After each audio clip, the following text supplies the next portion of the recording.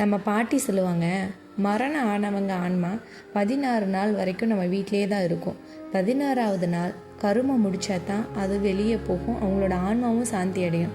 இந்த மாதிரி பழமொழி நீங்கள் கேள்விப்பட்டிருக்கீங்களா? ஆனால் இதுக்கு பின்னாடி ஒரு சயின்ஸ் இருக்குங்க. 16 நாள் என்ன கணக்குன்னு யோசிக்கிறீங்களா? 16 நாள் ஒரு குடும்பம் அவங்களோட துக்கத்திலிருந்து மீள ஒரு சயின்டிஃபிக்கான ஒரு ஹீலிங் டைம் தான். அந்த 16 நாளில் நம்ம உறவினர்கள் வருவாங்க போவாங்க, நம்மளுக்கு துணையாக நிற்பாங்க. அந்த ஆன்மா இருக்குதுன்னு சொல்வது உண்மையா இல்லை நம்ம மனதை சமாளிக்க உருவான நம்பிக்கையா?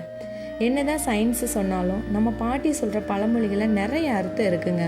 அதனால தான் பழமொழி போல் இருந்தாலும் அதை நம்ம கேட்கணும்னு சொல்லி நம்ம முன்னோர்கள் சொல்லுவாங்க. இது மாதிரியான பழமொழி வெர்சஸ் விஞ்ஞானம் கதை வேண்டுமா?